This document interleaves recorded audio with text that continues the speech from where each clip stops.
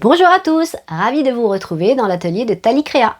Aujourd'hui, je vais partager avec vous ma dernière création. Il s'agit du sac banane pour le goûter des tout petits de maternelle. Pour réaliser ce petit sac banane goûter, j'ai opté pour un velours côtelé. J'ai pris un tissu d'ameublement parce que c'est un tout petit peu plus épais que du velours ordinaire et donc du coup ça se tient beaucoup mieux quand on fait des sacs. J'ai pris un imprimé sur le thème des pompiers. Pour la doublure, dans la mesure où c'est un sac pour le goûter, il faut qu'il y ait un minimum d'isolation thermique, donc j'ai pris une doublure spéciale pour garder les aliments au frais et du thermocollant pour les parties de côté du sac pour les attaches. Pour réaliser mon sac banane, j'ai aussi besoin de mercerie. J'ai opté pour une sangle de 3 cm de large en coton, du biais de 2,5 cm que j'ai évidemment fabriqué avec ma petite machine, du passepoil de satin pour agrémenter le devant de mon petit sac. J'ai également besoin d'une glissière de 30 cm, de petits rivets et d'attaches pour la sangle du sac. Voici tout ce dont j'ai besoin pour réaliser mon sac banane. Tout d'abord, il nous faut bien évidemment un patron.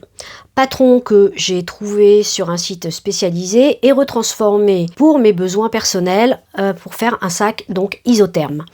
Donc nous avons le dos que j'ai retransformé pour faire la doublure avec son isolant et la partie thermocollante. Nous avons le devant, donc cette partie-là, c'est la partie isolante. Le dessus qui, elle, va être en velours et en isolant. Les deux petites ailettes où on met les anneaux. Et pour finir, le devant, les deux parties du devant qui sont en coton imprimé. En sachant que celle-là, effectivement, est multipliée par 2 pour se mettre de l'autre côté aussi. Vous pourrez retrouver ce sac banane prochainement dans ma boutique via le lien qui se trouve dans la description. Et n'hésitez pas à passer commande si ça vous plaît. Et maintenant, on passe à la coupe. J'ai coupé mes morceaux. Voici le devant tel qu'il est découpé, avec les petites ailes qui viendront sur les côtés faire les attaches du sac banane. Nous avons le derrière en velours, ainsi que le dessus. Pour doubler mon sac banane isotherme, j'ai découpé la partie thermo-isolante. Donc cette partie-là, c'est celle du dos, qui viendra jusque là. De ce côté-là, je mettrai du thermocollant, parce que l'isotherme, j'en ai pas besoin sur les ailettes d'attache, ainsi que du thermocollant de l'autre côté de mes ailettes. Pour ce qui est du devant, pareil que le dos, la doublure en thermoisolant, ainsi que sur le dessus. Il n'y a plus qu'à passer en couture. Dans un premier temps, on va commencer par thermocoller nos morceaux. J'ai thermocollé mes morceaux. Maintenant, nous allons passer à la couture du devant. Nous allons assembler les parties du devant. Pour ceci, nous mettons les morceaux de côté endroit contre endroit sur celui du milieu et nous piquons à 1 cm du bord. J'ai fixé avec 2 petites pinces histoire que ça ne bouge pas. Donc 1 cm, je me pointe mon aiguille, je baisse mon pied et c'est parti.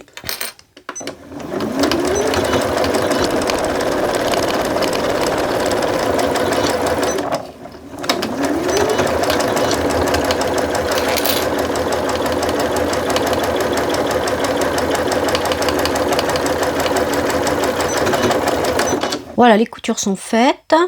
Il n'y a plus qu'à les ouvrir, les repasser un petit peu et faire la surpiqûre. Maintenant, je fais une petite surpiqûre à 2 mm du bord.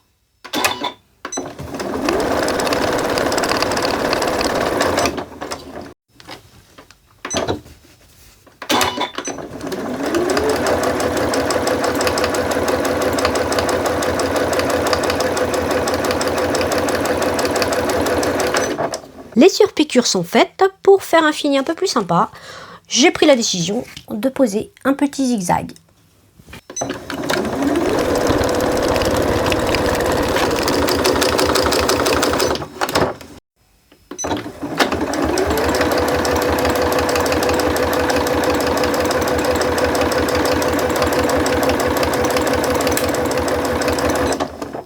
Donc j'ai fini le devant.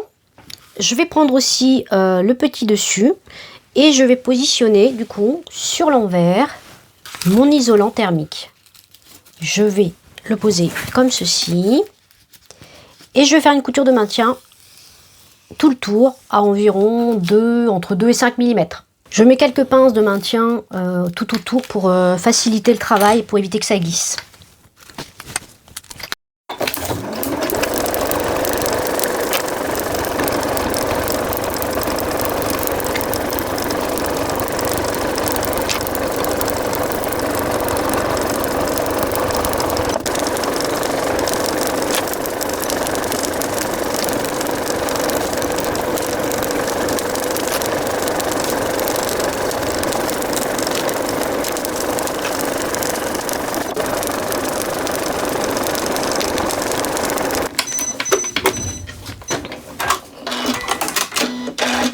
J'ai terminé la face avant et le dessus de mon sac banane. J'en profite en même temps pour faire le dos.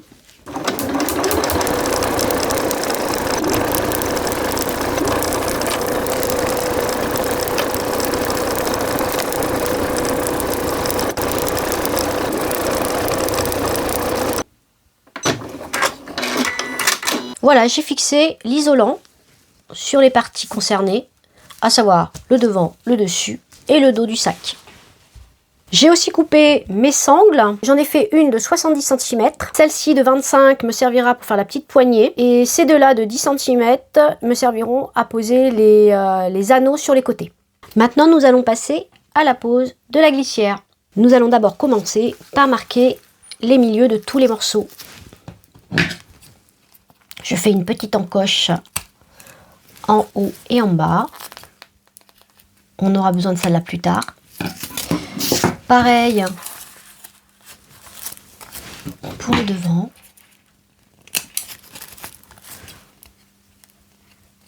Alors toujours attention aux encoches, de bien prendre en compte la valeur de couture pour pas avoir de problème de trou derrière. Pareil pour la glissière, on la plie en deux.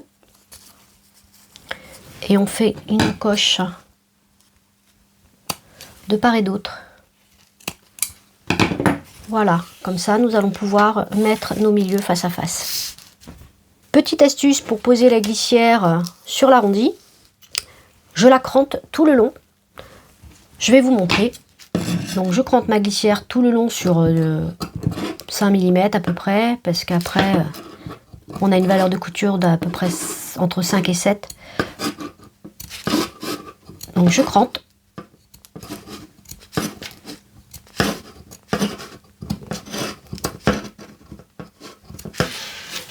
Voilà, je pense que voilà. Là j'ai cranté. Une fois crantée, je prends ma glissière et je la mets endroit contre endroit sur mon dessus, en faisant coïncider les milieux. Et vous voyez, quand je la pose d'elle-même, elle se positionne plus facilement parce qu'elle est crantée.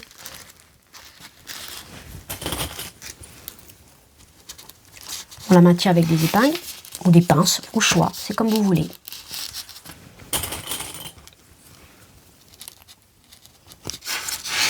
Vous voyez, le fait qu'elle soit crantée, c'est beaucoup plus facile à poser. Ça, les petits crans permettent que l'arrondi soit beaucoup plus facile à faire.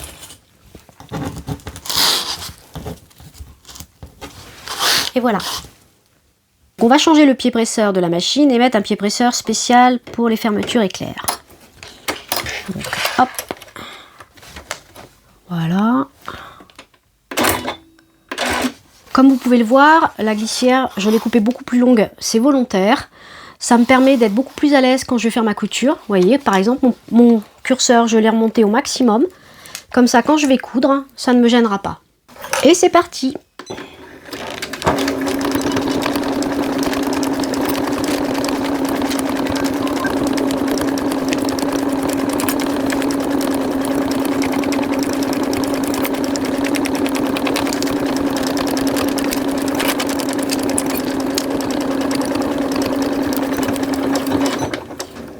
Nous avons fini de poser la première partie de la fermeture éclair. Nous allons passer à la deuxième. On ouvre cette dernière pour nous faciliter un peu le travail, parce que nous allons travailler sur une partie droite cette fois-ci. On positionne, comme pour l'autre partie, endroit contre endroit, en mettant les milieux l'un en face de l'autre.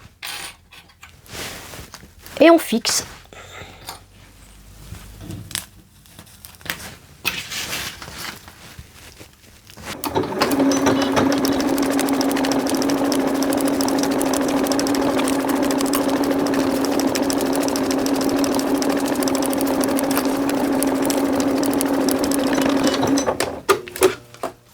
fini de piquer, notre fermeture éclair.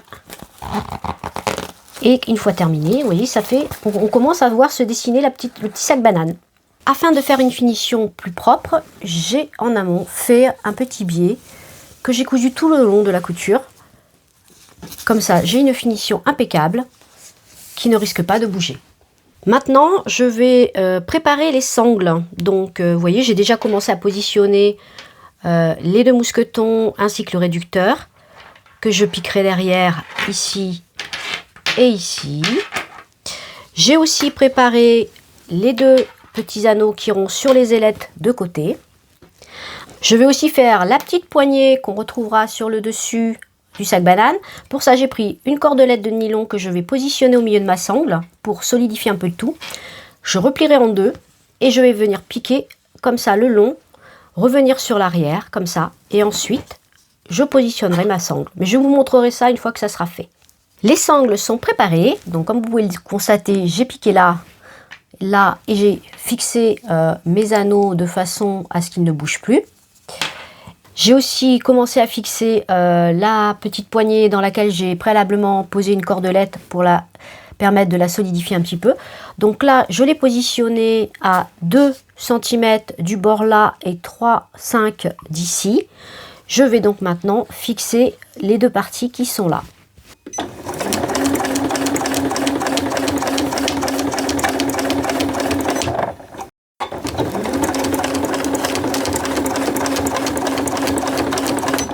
Notre petite poignée est maintenant posée. Pour renforcer un petit peu la solidité de notre petite anse, je vais rajouter des petits rivets. Comme ça, ça sera un supplément pour éviter que ça craque. J'ai fait des marques. Vous voyez, j'en ai déjà mis un. Donc là, je vais faire le trou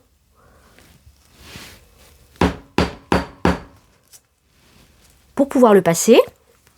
Ensuite, je le passe dessous comme ça. Voyez, je prends le petit chapeau que je mets par-dessus.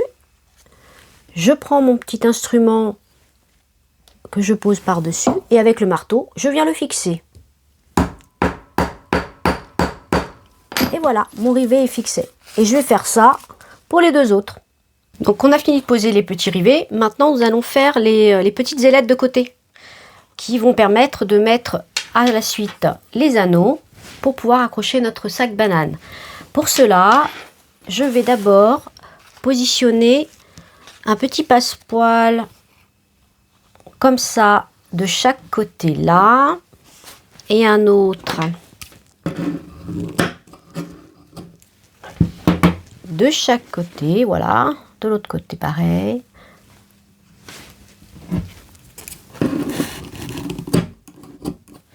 Maintenant, je n'ai plus qu'à le positionner sur le côté. Pour ceci, j'ouvre un petit peu, ça sera plus facile pour le travailler. Donc, je le positionne endroit contre endroit, comme ça.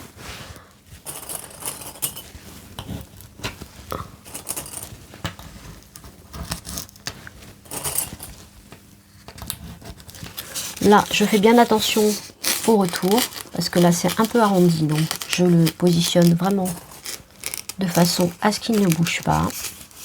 Et je vais piquer tout le long comme ça à 1 cm.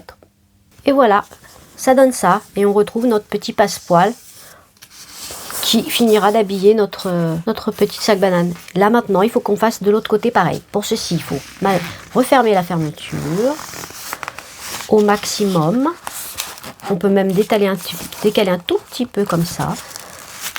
Faut pas hésiter à jouer au niveau de la matière. On positionne l'autre pareil. Alors c'est pareil, il faut être très précis.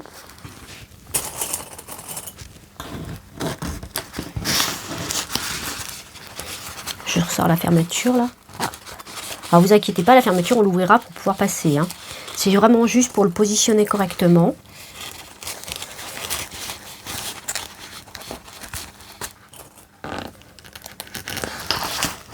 Et lorsque je vais piquer, donc ici, quand j'arriverai là, je referai glisser ma fermeture éclair dessous pour que les 2 parties là soient le plus serrées possible.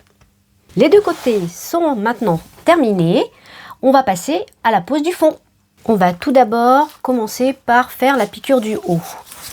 Là, on a fixé on va mettre notre fond endroit contre endroit et on va fixer cette ligne-là tout le long à 1 cm afin de pouvoir ensuite positionner nos petites boucles de chaque côté.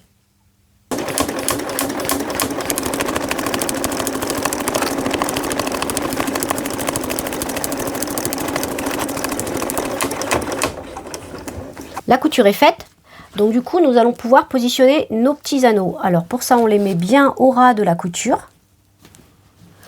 On replie bien au ras, on fixe et on fait une piqûre de 1 cm tout le long comme ça. Tout comme pour la finition de la glissière que j'ai fait ici, j'ai aussi mis du biais à l'intérieur pour faire une finition propre. Maintenant nous n'avons plus qu'à finir en faisant la couture du bas. Afin que notre sangle ne dépasse pas ou qu'il n'y ait pas de décalage, je vais marquer d'un crayon là où elle est, au ras, comme ça. Et je vais aller faire un arrondi pour récupérer ma couture d'1 cm là. Et après, je piquerai 1 cm. Pour ce qui est de la couture du bas, comme vous avez pu le remarquer, on est beaucoup plus arrondi dans le dos que devant. Afin de faciliter le travail, on va juste cranter cette partie-là pour qu'elle se positionne plus facilement sur la partie du bas.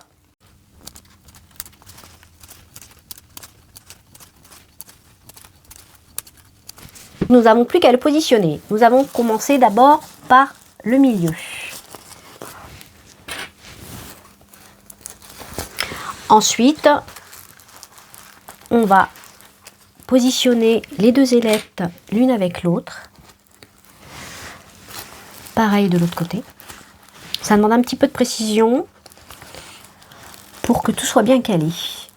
Et ensuite, on s'attaque à l'arrondi.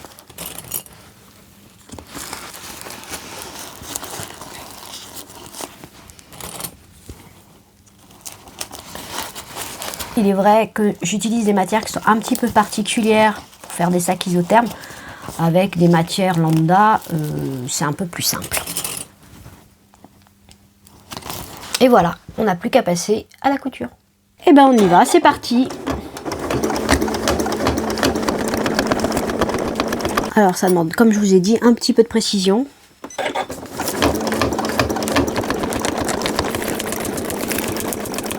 La couture est faite. Donc là, on va enlever le surplus, c'est-à-dire qu'on va recouper le long comme ça. Je vais recouper un petit peu ici, tout le tour, pour pouvoir positionner mon biais de finition comme j'ai fait pour le haut.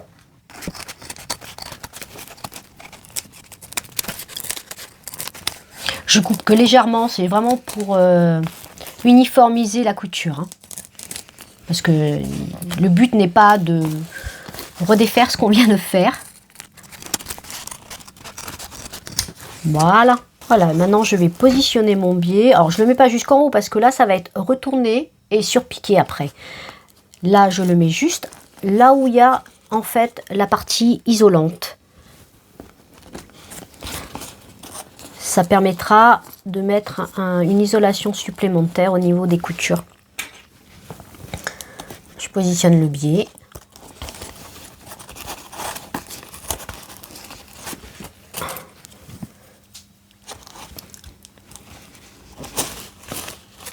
Ça glisse un peu.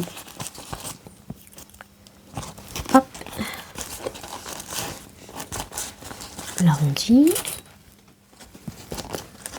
Et voilà, je vais un tout petit peu plus loin pour qu'il soit vraiment pris dans la couture suivante.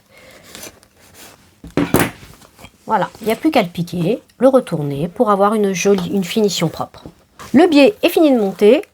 Maintenant, il n'y a plus qu'à retourner notre sac banane. Alors pour ce faire, on va dégager un peu les coutures et les coins pour que ça soit plus facile à retourner. Je commence par tailler les coins à cet endroit-là et dégager un peu les coutures. Le plus près possible, faut pas trop près non plus parce que sinon on va tout défaire. Pareil, là où il y a la sangle, le coin qui est là, j'allège un peu celui-là aussi. Voilà. Je fais pareil de l'autre côté.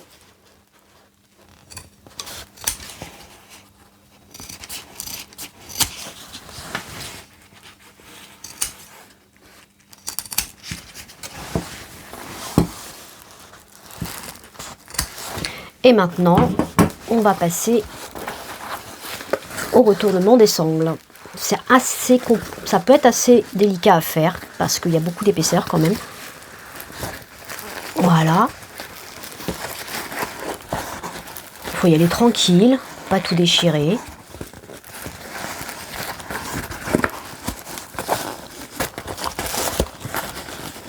Voilà. On va, à l'aide d'une petite pince, on va ressortir bien les coins correctement. L'autre côté pareil.